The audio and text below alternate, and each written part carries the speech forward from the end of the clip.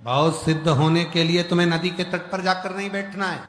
बहुत सिद्ध होने के लिए तुम्हें जंगल में जाकर नहीं बैठना है। बहुत सिद्ध होने के लिए तुम्हें अपना घर छोड़ने की जरूरत नहीं है। बहुत सिद्ध होने के लिए तुम्हें परिवार छोड़ने की जरूरत नहीं है। शिव महापुराण की कथा कहती है, सिद्ध होने के लिए तुम्हारे मन को नम्र करना पड़ेगा, तुम्हारे विचारों को प्रबल करना पड़ेगा, तुम्हारे भीतर के भावों को नम्रता धारण करना पड़ेगी। एक दूसरे के आदर का भाव तुम्हारे भीतर होगा तो तुम अपने आप सिद्ध होते चले जाओ, अपने आप सिद्ध हो।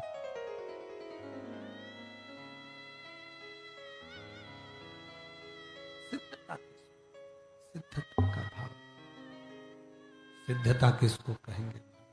नम्रता का भाव जहां, सहजता का भाव जहां पर, निर्मलता का भाव जहां पर। और आज चाहिए क्या? चाहिए लोगों को? शंभु शंभु शंभु शंभु। आज लोगों को चाहिए क्या? केवल तुम्हारे मन का शुद्ध भाव। शिव को क्या चाहिए? कोई कह रहा था, गुरुजी शंकर जी को हम बहुत हर सोमवार के दिन 5 लीटर दूध लेकर जाते हैं और 5 लीटर दूध हम शंकर जी को चढ़ाते हैं।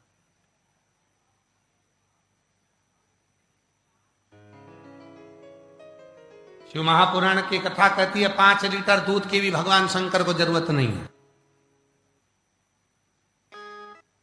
5 बूंद दूध शिव को, वेद लक्षणा गाय का, देसी गाय, 5 बूंद दूध भी यदि तुमने शिव जी को समर्पित किया, भगवान शंकर को समर्पित किया, शिव ने उसको स्वीकार किया, भगवान शंकर ने उसको स्वीकार, भगवान शंकर उसको स्वीकार कर। अभी कथा में कहा था कि शंकर भगवान को आडंबर नहीं, शंकर भगवान को आडंबर की जरूरत नहीं पड़ती, भगवान शंकर को दिखावे की जरूरत नहीं पड़ती।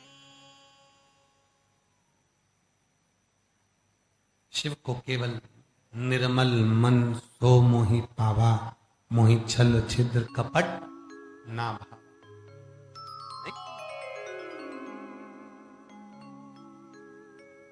शिव शरणागति सुख दे। रांची के कितने लोग बैठे हैं? जरा हाथ उठाओ। रांची वाले, सभी रांची वाले बैठ, धर लो, वापिस रखो, वापिस रखो। और जो रांची के बाहर से आए वो हाथ उठाओ जरा। तुम भी बहुत सारे हो रहे, रखो रखो, बहुत सारे रखो रखो।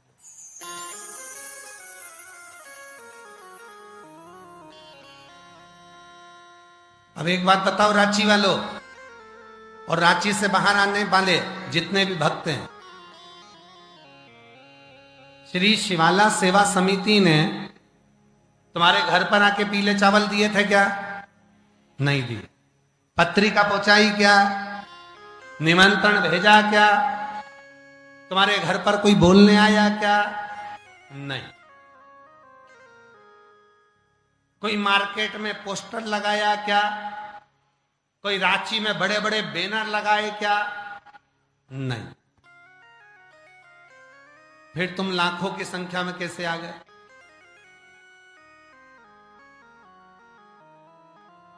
क्यों? क्योंकि तुम्हें किसी ने नहीं बुलाया। तुम उस देव अधिदेव महादेव के कहने पर अपनी कथा को श्रवण करने के लिए अपने पिता के पास,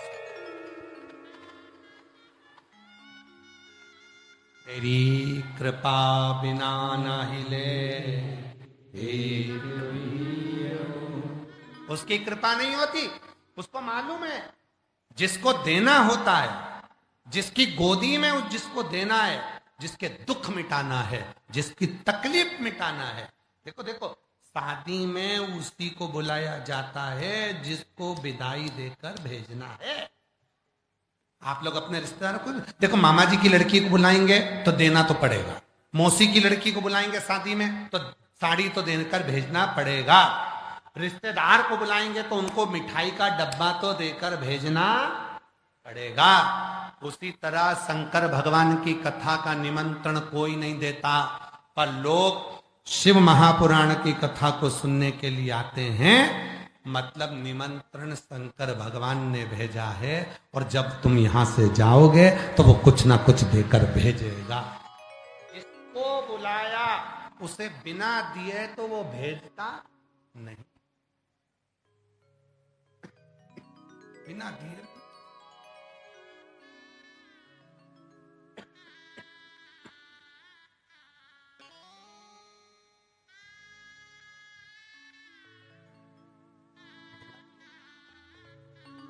जो दिल से मांगोगे वो दिल से दे देगा, जो दिल से मांगोगे वो दिल से दे देगा। मेरा भोला भंडारी है, खाली झोली भर देगा। मेरा भोला भंडारी खाली झोली भर देगा। मस्तक पे चंदा है, उजियारा कर देगा। मस्तक पे चंदा है, उजियारा कर देगा। मेरा भोला भंडारी है, खाली झोली भर देगा। मेरा भोला भंडारी है, खाली झोली भर देगा। जो दिल से मांगोगे वो दिल से दे देगा। बोलो बोलो बोलो, जो दिल से मांगोगे वो दिल से दे देगा। मेरा भोला भंडारी है, खाली झोली भर देगा। मेरा भोला भंडारी है, खाली झोली भर देगा। उसने बुलाया, किसी का निमंत्रण नहीं गया, तुम उसके कहने पर आए हो। और उसने बुलाया तो बिना दिए। एक पत्र अच्छा है, देख।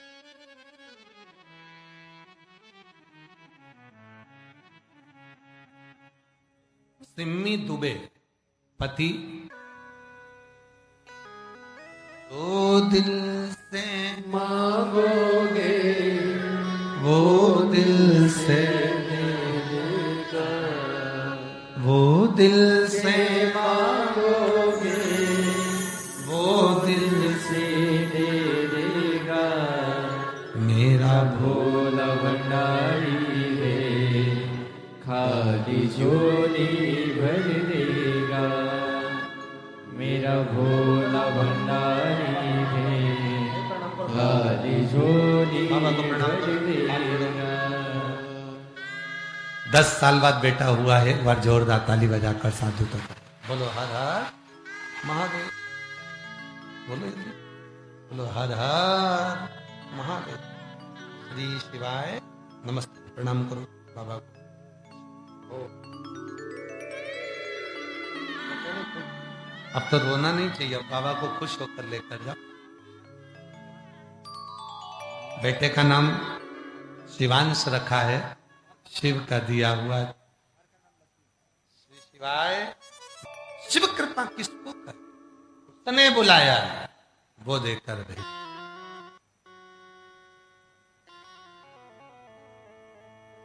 उसके आश्रित होकर आओ, किसी दूसरे के आश्रित होकर नहीं। देवराज नाम का ब्राह्मण दूसरे के लिए चोरी कर, दूसरे के लिए धन लेकर आ रहा, पत्नी और बच्चों के लिए। और वो देवराज नाम का ब्राह्मण एक दिन शरीर में ताप पड़ा, बुखार आया, कभी शंकर के मंदिर नहीं गया था। कोई पूर्व जन्म का उसकी माता का पुण्य इतना प्रबल था, वो शंकर के मंदिर में चला गया। बुखार आ रहा, शरीर ताप पड़ रहा, शरीर में बुखार था, बहुत बहुत तपन हो रही थी। शिव के मंदिर में चला, शंकर के मंदिर में जाकर बैठा, बहुत ताप। वहीं पर शिव महापुराण की कथा चल रही और शिव पुराण की कथा चलते हुए उसके कानों में पड़ी।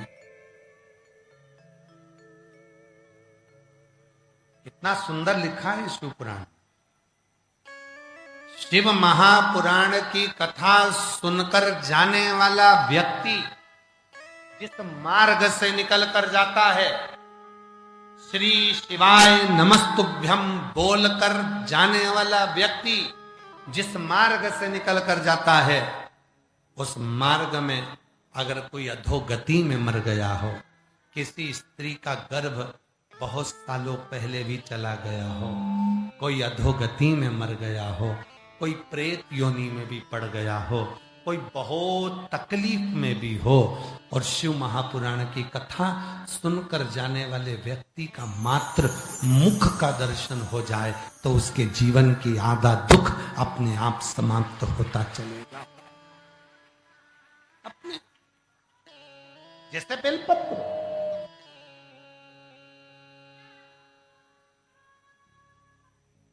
जैसे शंकर भगवान पर चढ़ा हुआ बेलपत्र। हम तो यहां तक कहते हैं, किसी को हार्ट की बीमारी है, डॉक्टर को दिखाओ, डॉक्टर शंकर का एक रूप है। दवाइयां लो, जांच कराओ, डॉक्टर जो बोले वो करो, पर उसके साथ एक काम और करो, एक बेलपत्र शंकर भगवान पर चढ़ी हुई श्री शिवाय नमस्तुभ्यम बोलकर अपने लेफ्ट जेब जो होती है उस जेब में लेफ्ट की ओर उस बेलपत्र को रखना प्रारंभ करो। रखते समय डंडी का मुख ऊपर की ओर हो, पत्ती का मुख नीचे की ओर हो। थोड़े दिन रखने के बाद फिर वापस जांच कराओ, डॉक्टर खुद कह देगा अब तुम्हें दवाई की जरूरत नहीं है, तुम्हारा हार्ट काम करने लगा है। एक बेलपत्र में वो बल होता है, बेलपत्र में वो बल।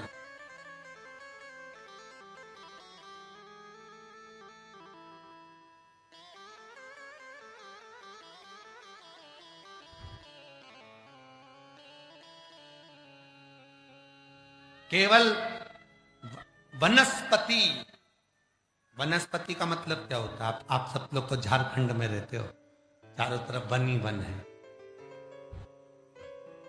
वनस्पति का मतलब क्या है? श्रेष्ठ वनस्पति का मतलब क्या है? और श्रेष्ठ वनस्पति में सबसे पहले बेलपत्र को लिया जाता है श्रेष्ठ वनस्पति में। क्यों? जिसमें फूल ना लगे, डायरेक्ट फल लगे, डायरेक्ट पत्ती लगे, और फल भी वो कि उस फल को अगर पक गया, नहीं तोड़ा, तो वापिस वो फल लगे लगे कच्चा भी हो जाता है, पकने के बाद वापिस कच्चा हो जाता है। वनस्पति किसको कहते हैं? जिसमें फूल ना लगे, डायरेक्ट फल लगे, डायरेक्ट पत्ती लगे, और फूल नहीं, और श्रेष्ठता में वो काम करे। उसे एक बेलपत्र का वृक्ष जो होता है, एक बेलपत्र का जो पत्र होता है, ये हजारों हजारों रोगों को समाप्त कर देता है। हजारों। हम तो यहां तक कहेंगे कि अगर कभी मौका लगे और तुम्हारे ये पीठ से कंधे तक अगर तुम्हें दर्द रहता है, ये गर्दन का अकड़ रहती है, कंधे का दर्द रहता है, डॉक्टर का इलाज करवाओ, वो दवाइयां दे, दवाइयां लो, जांच कराए, जांच कराओ, क्योंकि डॉक्टर शिव का रूप है। उसके साथ एक काम करो, बेलपत्र का वृक्ष कहीं का सूख गया हो, उस सूखे हुए वृक्ष की कोई डाली तुम्हें मिल जाए और उसको घिसकर उसका चंदन बनाओ, वो चंदन भगवान शंकर पर लेपन करो, और उस चंदन को अपने पीठ पर थोड़ा सा त्रिपुंड के रूप में थोड़ा सा लगाना प्रारंभ करो। 15 दिन लगाओगे, 16वें दिन तुम खुद कहोगे कि अब मुझे दवाई की जरूरत नहीं है, मेरा कंधा ठीक हो गया, मेरी अकड़न चली गई, मेरा पीठ का दर्द समाप्त हो गया, अब मैं सोकर उठती हूं ना सुबह तो मेरे कंधे में दर्द नहीं रहता। वो चंदन में, बेलपत्र वो वनस्पति है, बेलपत्र वो औषधि है, बेलपत्र वो सुख है जो जीव का एक आनंद प्रदान करता।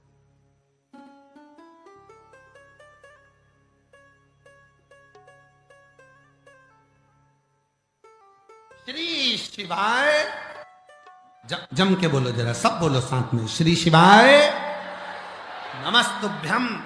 वो मंत्र है जिस मंत्र को सिद्ध करने की जरूरत नहीं पड़ती।